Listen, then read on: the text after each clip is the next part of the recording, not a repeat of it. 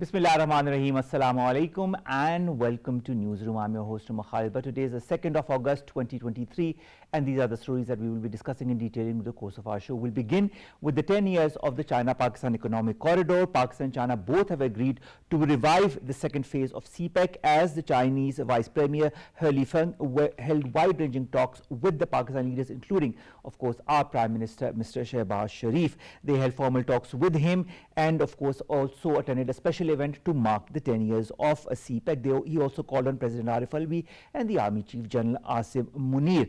He was on a 3-day visit, of course, to celebrate the 10 years anniversary of China-Pakistan Economic Corridor. Both the countries, ladies and gentlemen, whether it be the People's Republic of China or the Islamic Republic of Pakistan, are endeavoring to strengthen this relationship through important mega projects such as the China-Pakistan Economic Corridor. This is going to be our first segment: economic prosperity, economic stability and strengthening of relations between Pakistan and China through the CPEC. Our second segment, ladies and gentlemen, concerns the 5th of August, which is of course coming very near. Today we are the 2nd. On that very day in 2019, the Narendra Modi government revoked Article 370 of the Indian Constitution. We have talked many a time since then about the effect that it has had not only on the so-called democracy or pluralistic values of India, but also on the human rights in the Indian illegally held occupied Jammu and Kashmir region. If granted, the Indian administered Kashmir had the ability to have its own constitution, flag and two-house legislature with the authority to enact its own laws. Now the suspension of this limited autonomy was accompanied by other legislation passed on the same day, that is the scrapping of the Article 35A. The barbarities, the human rights abuses in Indian held valley have since then augmented. We will be discussing that and more in our second segment. And finally, ladies and gentlemen, we will be talking about the visit of the Prime Minister of the Republic, Vice President rather, of the Republic of Turkey, who is here in Pakistan. Prime Minister Mohammad Shehbaz Sharif launched the 4th Milgem MILGEM class corvette ship PNS Tariq in the sea today during a ceremony that was held at the Karachi shipyard. The Vice President of Turkey, Sevket Yilmaz, was also present in the ceremony as a guest of honor. Pakistan and Turkey, ladies and gentlemen, we all know how important their relationship, their cooperation in different fields as well. Both have been there for each other in the good and the bad times, whether it be the floods in Pakistan, whether it be the earthquake in Turkey. Both countries have supported each other and have a lot of cooperation in different fields, including defense. And this is going to be our last story. Let's begin with our first, and that concerns the 10 years of China-Pakistan Economic Corridor and the robust relationship between Pakistan and China that is going to be further strengthened in this second phase of CPEC. More in the following report.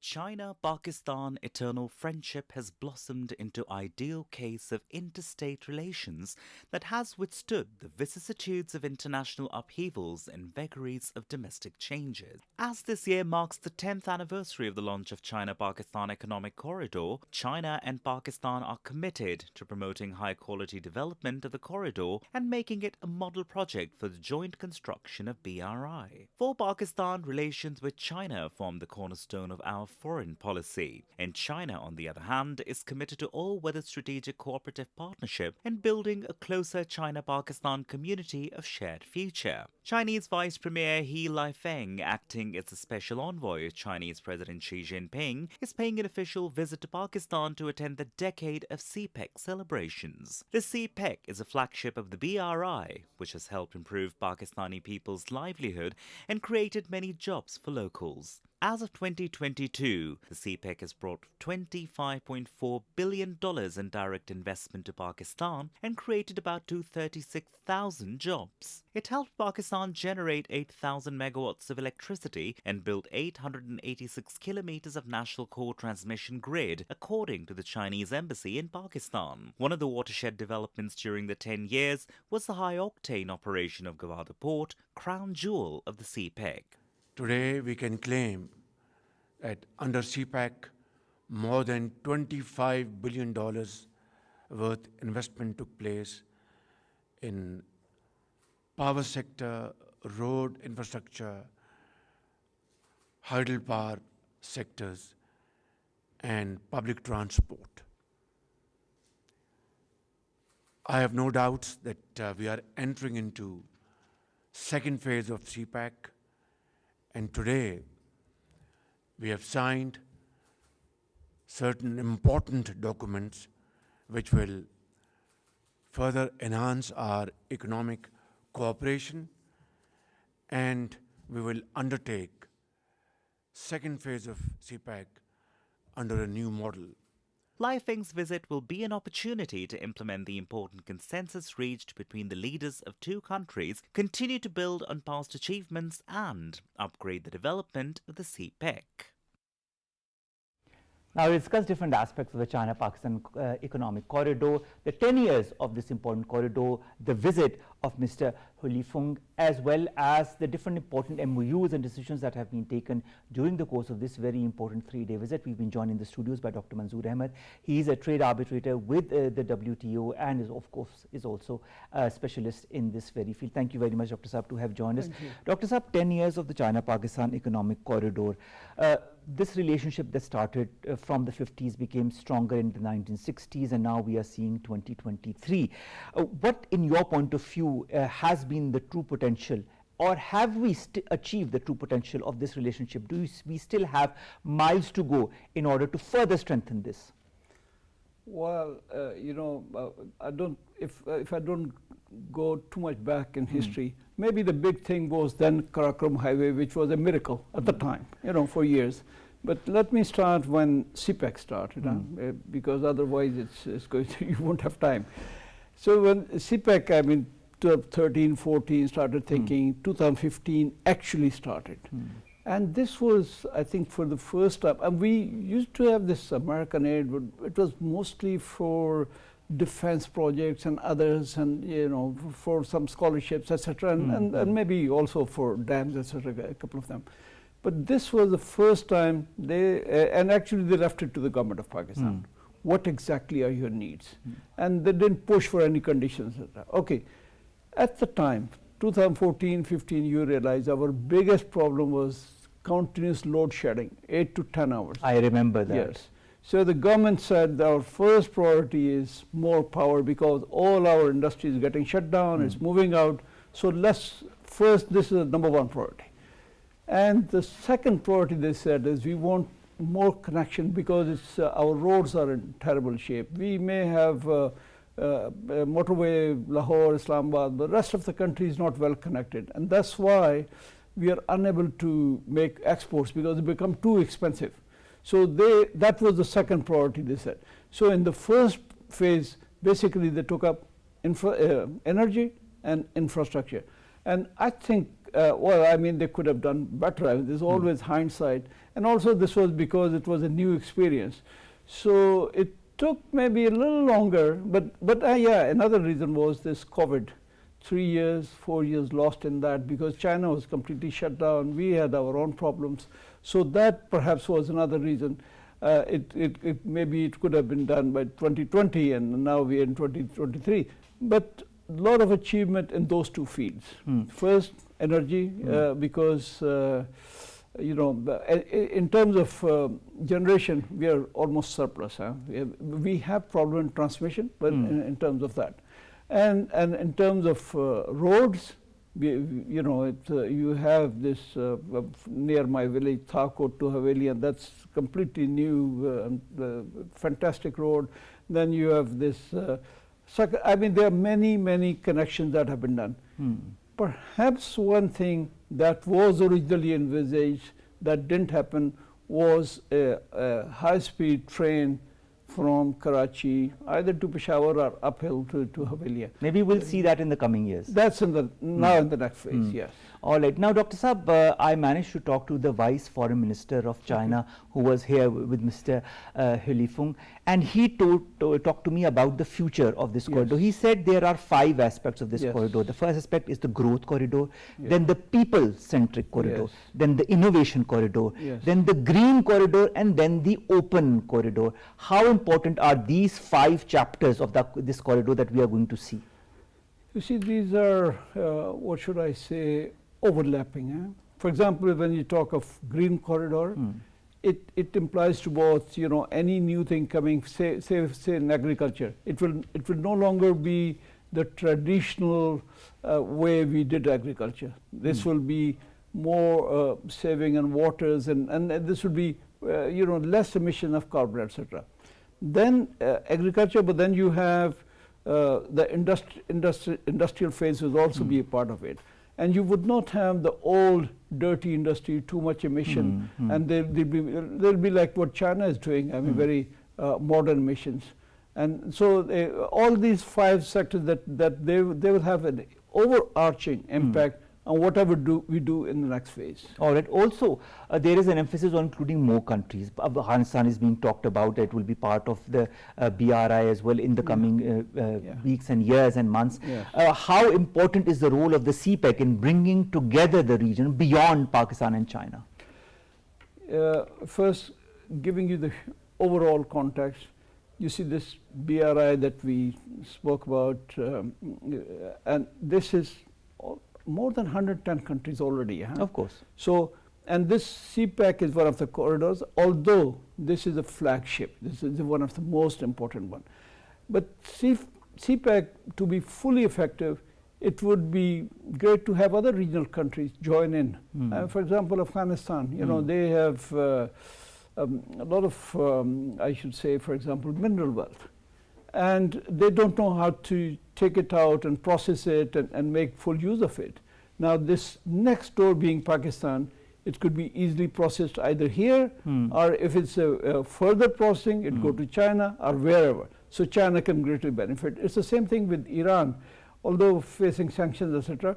But it has got itself connected to Russia and some others, and they're very keen to connect it with CPEC. And so are these Gulf countries. So there's a lot of potential for that. All right. Speaking of potential and speaking also of the way to move forward as far as CPEC is concerned, our Prime Minister, Mr. Shehbaz Sharif, vowed to double the pace of development projects under this CPEC. In your point of view, till now, which are the projects that have been extremely decisive for Pakistani development, and what are you looking forward to? Yeah, Mr. Shehbaz Sharif is known for his, the Chinese call him Shehbaz speed. So he would really like everything to be double or triple speed. So your question was, which are the projects which that have proven to be decisive in the first 10 years, and what are you looking forward to as projects now? Yeah, that as already mentioned, this was energy generation. Now they have enough, so they need to put a little more attention to transmission because because that's still old. They have done some, but they need to do far more because there's a lot of loss of electricity, while transmitting forward, and becomes very expensive. So that is one thing. But the other big thing, even in communication, we already just spoke, is this ML1, the train, which will, because no matter all said and done, the roads are mostly through trucks, etc. And that's heavy maintenance, it's inefficient. Normally especially for transport of goods, most other countries would use, 70 to 80% will be railways. And it's not here. Here the railway has been completely neglected for years and years. But looking forward, Dr. Saab, the fact remains that now that the pace has again sped up as far as the China-Pakistan Economic Corridor and the projects under it in the second phase is concerned. How important is the continuity of policies? The government is going to leave in a couple of days' time. There's going to be an interim government, then the elections, then there's going to be a new government. How important is that whichever government comes continues with the same policies? I think there is a realization that we cannot have the old ways when the government changes, the projects change, especially with CPEC. And I've not really heard any government, any party opposing it. Right. So they're all for it. And with this facilitation council, I don't know what the exact name, the symbol facility council that was recently set up, with the Prime Minister heading it and the Chief of Army Staff being there, and they've been taking quick decisions, and I hope this forum can continue its current efficiency. I really hope so, Dr. Saab, because that is very important. There's such a lot of potential as far as the different projects under CPEC are concerned. And of course, in this second phase, that becomes even more decisive. As far as a statement by the Chinese Foreign Ministry is concerned, after 10 years of development, a 1+4 cooperation layout has now been formed with CPEC at the center, Gwadar Port, transport infrastructure, energy and industrial cooperation being the 4 key areas. Yes. How important are these 4 key areas areas that have been highlighted by the Chinese Foreign Ministry. I'll repeat, it's Gwadar Port, transport infrastructure, energy and industrial cooperation. Okay, since we already spoke about energy and yes. transport, so I'll just focus on the other two that you mentioned, Gwadar and this. Industrial cooperation. Industrial cooperation.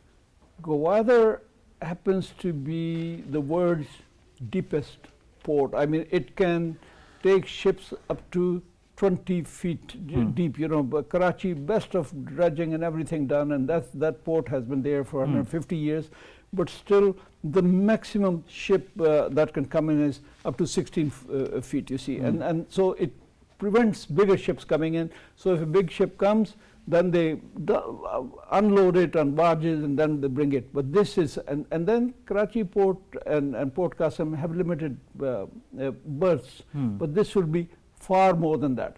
So Gwadar Port is going to be a big game changer. It's just been 4 or 5 years that, although we identified this Gwadar Port from 2000, almost 50 years ago, in the 1950s. It was only 2007 that we gave it to, after bidding, etc., to Singapore. But they had it for 8 years. They couldn't do much because of the local conditions. They didn't realize the difficulties. But Chinese are quite aware of how to, so when they took over in the last 5, 6 years, it has really changed.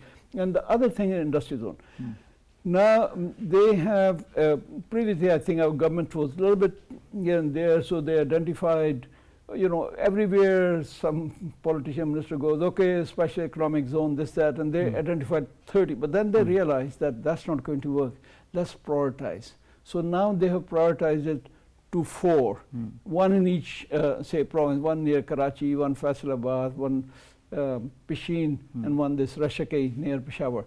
And so the work is now that they're concentrating on 4, so the work can be speeded up. All right. Now, you know, when you look at Pakistan-China collaboration, when you look at the economic incentives, economic opportunity or economic cooperation, there is a regional economic order, then there is a global economic order as well. How can Pakistan and China both survive, and how can CPEC continue to thrive under this ever-changing global economic, power or economic order or economic, how should I, tug of war, whatever way you put it? Yeah, you see, the two countries are in different league. China has now grown so big that it cannot really be isolated. I mean, it has, for example, this RCEP, this regional cooperation agreement for Asia Pacific. China is led it. This is the biggest regional, I should say, regional free trade area, whatever you call it. Pakistan, unfortunately, didn't ride neither in terms of regional nor in terms of global. It has not integrated itself, and it needs to fasten its pace for that purpose. All right. Agriculture is also one of our economic backbones, let's put it that way. How do you feel it has been supported under CPEC, and how can it be further, how should I say, improved or maybe supported in the coming years under the China-Pakistan Economic Corridor, with the new incentives being taken, because we know how climate change has affected our agriculture sector? How can the CPEC also thrive, its agricultural sector part, with the new incentives taken? I think agriculture has very big potential, frankly, because after this facilitation council and after these Gulf investment funds also coming in, the two things getting together, I mean, I think something like $24 billion coming from Gulf area. So agriculture will be a very, if it goes well, it will be completely different things, I think. And not only will be fully meeting our needs, but I expect very soon our exports will be 20-25 billion in agriculture. All right. This is a huge project, a mega project. On the one hand, we've got lots of people applauding it, but on the other hand, we've got others who are not only criticizing it, but trying to downplay it or put it down one way or the other. I'd like to refer to the month of May and the reaction by the Indian External Affairs Minister, Mr. Jaishankar, who was the host of the SCO Foreign Ministers meeting, who accused China of being expansionist and called CPEC an encroachment on Indian sovereign land. This and more, and we all know the issue as far as the US and China are also concerned. How can a mega project like CPEC and how can BRI continue to thrive in your point of view? I think, except initially when it was announced, first US didn't really have too much, but then as the rivalry became more and more, so US also became more anti-CPEC. And India has been all, but the rest of the world didn't take it like that. Not the Europeans, not the Asians, nobody, and the more and more countries kept signing on to it. I don't remember, but it's at least more than 110 countries that are signed up. Right. Some port is being built up or something. So whatever they are saying, other countries know that this is more a political this thing, and CPEC is in everyone's advantage. When you say that CPEC is in everyone's advantage, what are the prospects of other countries joining the CPEC, Central Asian countries, other countries in the region? I know that there are other states in the global north also that have evinced interest in joining the CPEC directly or indirectly. You see, some of the things are very clear. For example, all this Central Asia, this is the shortest route to the sea. So for China also, from all this western side, this is so all these countries would be very keen to join. And once Gwadar port gets going, I think they would all be. And similarly for Turkey and Iran and all of them, this land route will become. And for energy, which was only dependent on that Gulf of Malacca. So because of these new I'm sure there'll be new pipelines coming from Central Asia, from Iran, for others. So it will become a very important energy corridor, as well as for for transport of goods and through road, through rail. But this next sector, if rail does it completes in next few years, that will be an important element. All right. Another important factor when it comes to CPEC is the employment opportunities that it provides. As far as the statistics that I have, more than 200,000 local employment opportunities have been created under the China-Pakistan Economic Corridor. How important is this, and the future of it also, to further generate employment, to have the stability as far as the job market is concerned in Pakistan? Yes, because unfortunately, since COVID days and overall last 5-6 years, our growth rate has not been enough to absorb all the new people, new youngsters coming on job market. And this 200,000 is already a good mark, but I think it should at least be, because considering the size of the project, considering the diversity, should be at least 500,000. All right. And then also you get the ones who are already involved in this, their expertise. Now they're more experts. Previously, China had to bring in most of labor themselves. Now they can use the local labor. Exactly. I think that's very important. I think more technical education to all those who want to further join in the CPEC in the areas that are required would be also boost as far as local employment opportunities are concerned. Thank you so very much, Dr. Manzoor Ahmad, Trade Arbitrator, WTO Economic Specialist, to have talked to us about CPEC, its current state, and of course what we look forward as far as that is concerned in the, of course, in the context of this high-level visit from Chinese officials that happened just a couple of days back. Thank you very much, sir. Thank you for this opportunity. Thank you. Let's come to our second segment, ladies and gentlemen, and that concerns the 5th of August 2019. We all remember what happened. The Article 370 was scrapped, and since then, the human rights abuses, the rights, or so much more, increase in brutalities as far as the Indian Hell Valley are concerned. This is a dark chapter as far as the IIOJK is concerned. More in the following report.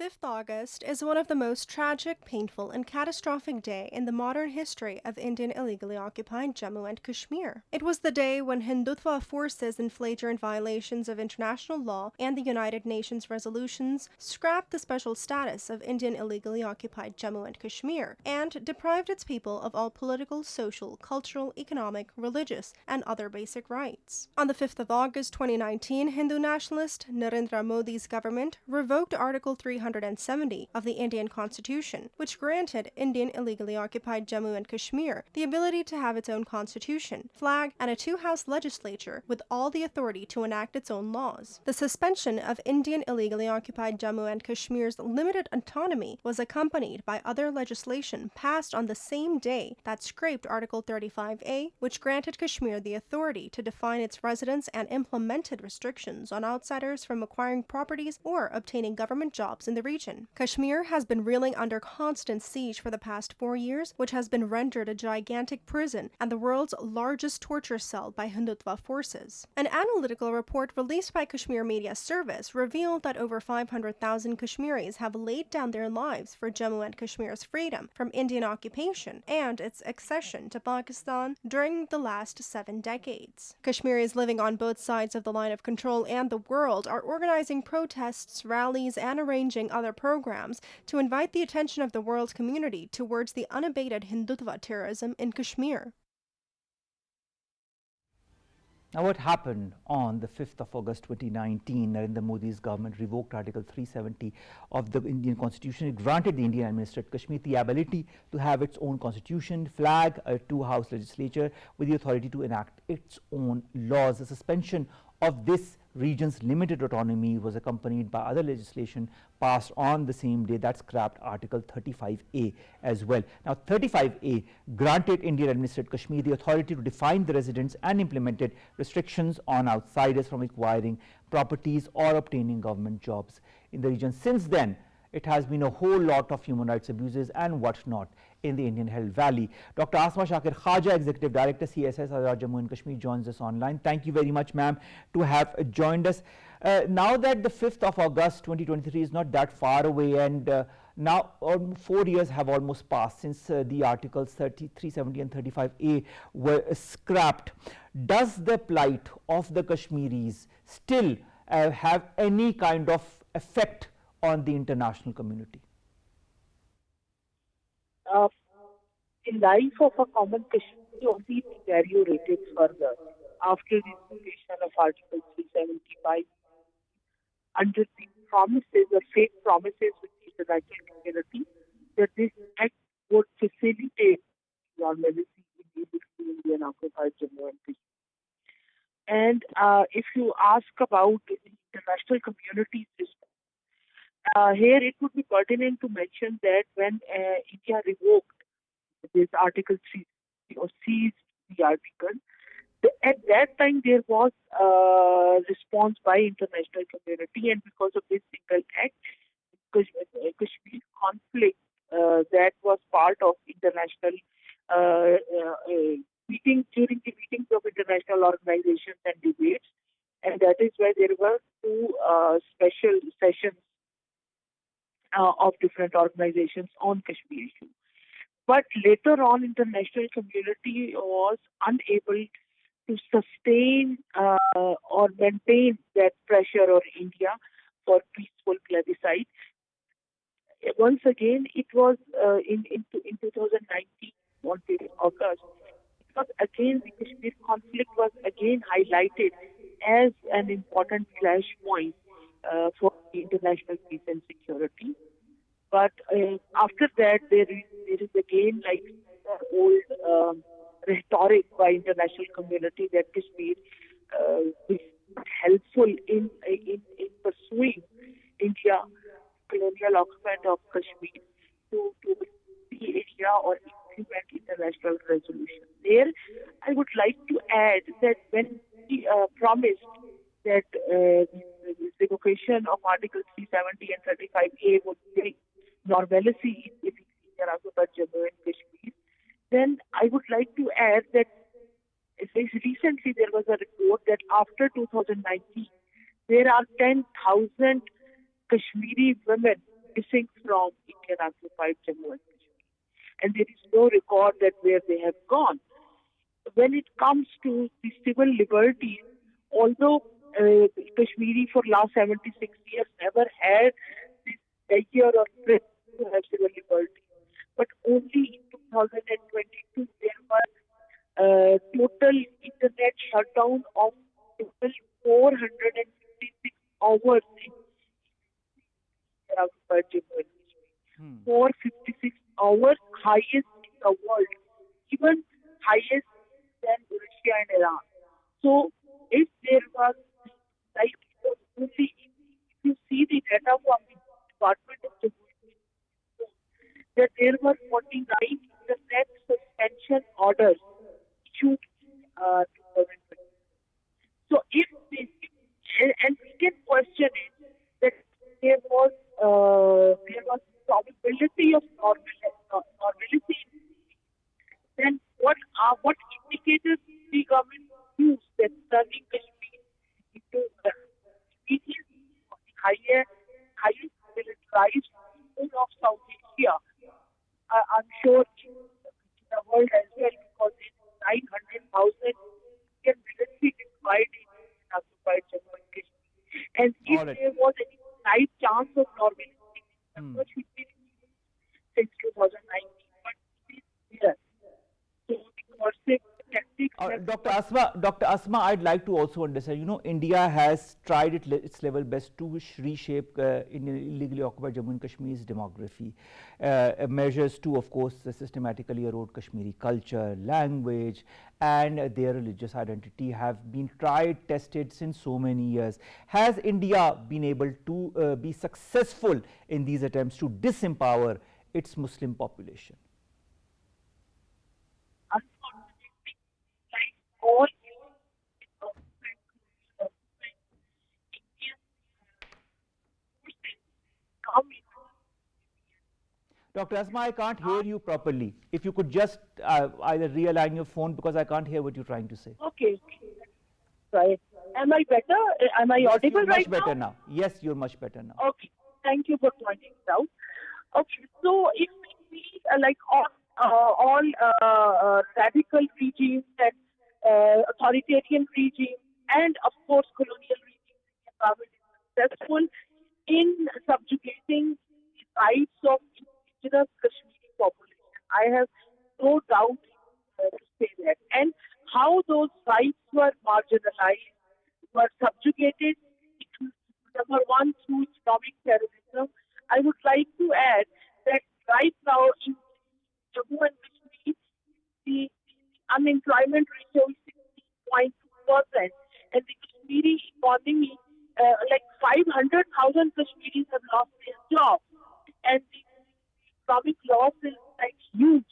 So economic terrorism is one of the way or the tool of oppressors which helps them, that Kashmiris would be more worried about feeding themselves rather than talking about the rights, international civilization, or democracy grants them.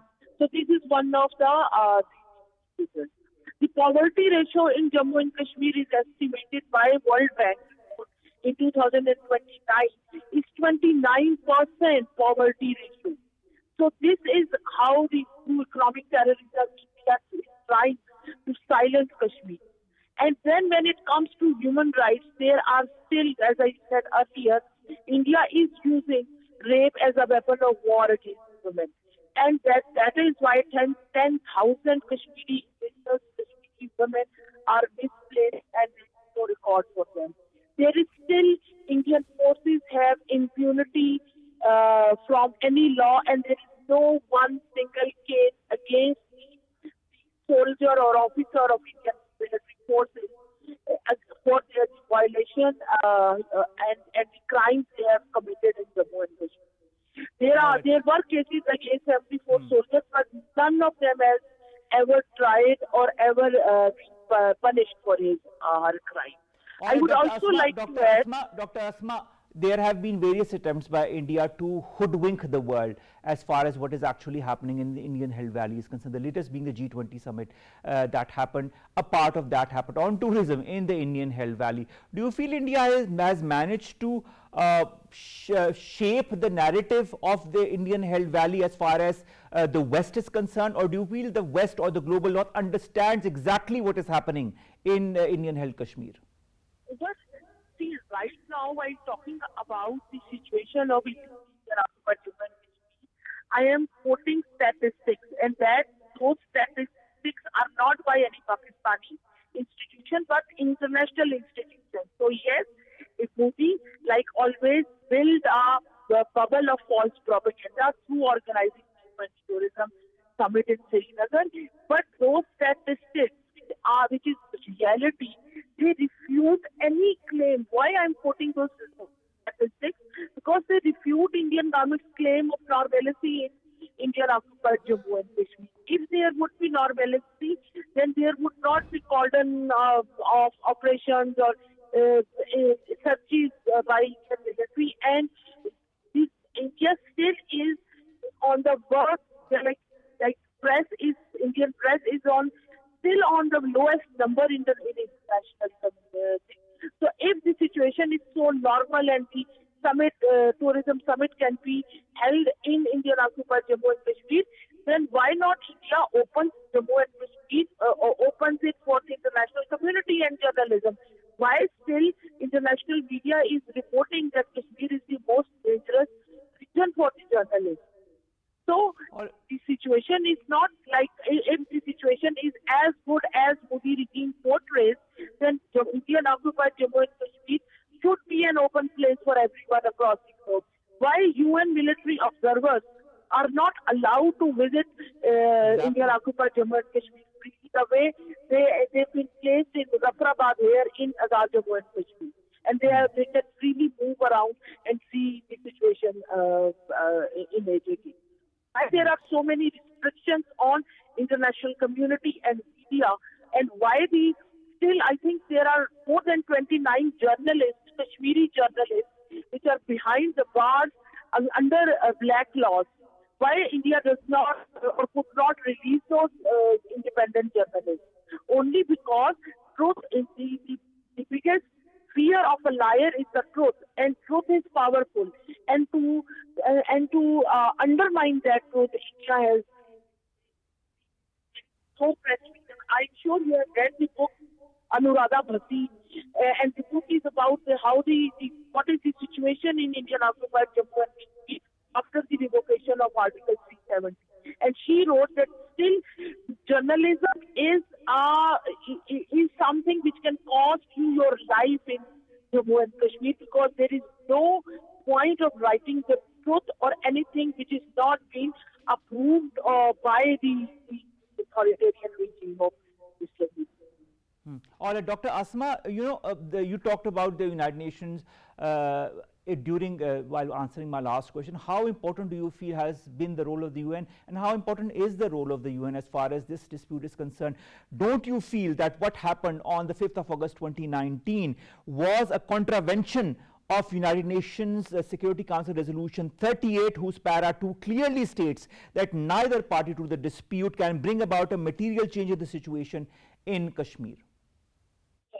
We all know that when the article was revoked in 2019, the United Nations Security Council met at least 3 times for a meeting on the situation of Jammu and Kashmir under India. But unfortunately, there was no concrete outcome of those meetings. We have seen US Congress pass 2 House resolutions on Kashmir, condemning the decision of the status of Jammu and Kashmir and undermining the rights of indigenous Kashmir.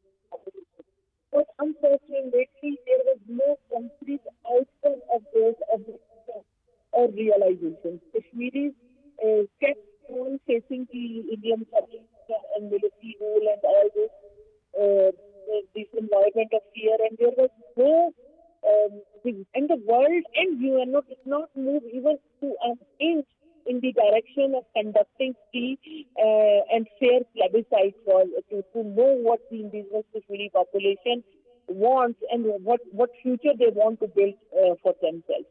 And here again, when Mr. Modi claimed, or his advocates claim that Kashmir development and all those normalcy in Kashmir is very important, I would like to quote the great leader Ali Gilani. He stated that even if India built all the roads, if all the roads in Indian occupied Jammu and Kashmir would be of gold, even then Kashmiris don't want to remain under the subjugation and illegitimate rule of India. So this is the biggest reality. And if all that development and appeasement has been done in Indian occupied Jammu and Kashmir, then I think it is the right time that Modi government should consult UNO and request them to conduct a free and fair plebiscite to know the will and wishes of Kashmiri people. Now, Dr. Asma, Dr. Asma, you talk about the plebiscite. Now, you know, the fact remains that the demographic changes have been occurring in the Indian Hill Valley since quite some time, whether it be the right to for the non-residents of Indian Hill Valley to vote, whether it be their right to buy properties and so on and so forth. When you talk of plebiscite, don't you feel India is moving at a very rapid pace to change the whole demography in such a way that in a couple of years they can say, okay, let's do the plebiscite and look what will happen, the Hindus will be in the majority? That is why I used the term the rights of indigenous Kashmiri population. Because India, I would say Modi's act to manipulate demographic realities of Jammu and Kashmir is part of their strategy to Hinduize this region, and that is how Jammu, you know that Jammu was a Muslim majority region in 1947, but through genocide and mass killing very successfully, they converted it into a Hindu majority region. So this is the tested way, and the way they are giving rights to non-Kashmiris to buy properties, invest in Kashmir, live. This is actually an effort to dilute the authenticity and the rights of indigenous Kashmiri population. So until or unless indigenous Kashmiri population decide about the future of Jammu and Kashmir, no such act under Shimla Agreement, no such act under Article 370, under the letter of accession or agreement between Dogra King and the Indian government, and under UN resolution is not allowed to change, to commit any change in the status of Jammu and Kashmir and the demographic situation of Jammu and Kashmir. Any as such act should be considered illegitimate. But again, as we all know, that international community is quiet about it. No one, and maybe it is that is why it is our and Kashmiri population, which is the affiliate Kashmiris, it is their prime responsibility to bring those facts in front of international community. The problem is that fog of disinformation created by Modi regime actually is not allowing the world to see the realities of Kashmir. And maybe this is our responsibility to bring those realities to the world, and not only the demographic changes, Omar. After in March 2020, India established a definition commission in occupied Jammu and Kashmir to redefine the constituencies of Jammu and Kashmir, electoral constituencies, so that through manipulation and through this political engineering, BJP can increase the number of Hindu seats in the parliament, in the legislative assembly of Jammu and Kashmir. Thank you so very much, Dr. Asma. You know, the fact remains that we need to highlight the Indian barbarities, Indian human rights abuses, and all the changes that have been happening since the 5th of August 2019 as much as we can. Although India is trying its level best to curb all kinds of media freedom within India, and as it has been highlighted by the Human Rights Watch also, the fact remains that we as media and as party to the Indian illegally occupied Jammu and Kashmir issue also need to not only highlight it through our media, but also to all the countries across the world, so that some kind of pressure might be exerted on India that it reverts its decision that was taken on the 5th of August in 2019. We can hope, that's all we can, and try level best to help our Kashmiri brethren politically and of course diplomatically as well. With that, we come to an end of the second story, and let's come before we leave the show on our last story, and that is the visit of the Vice President of the Republic of Turkey to Pakistan.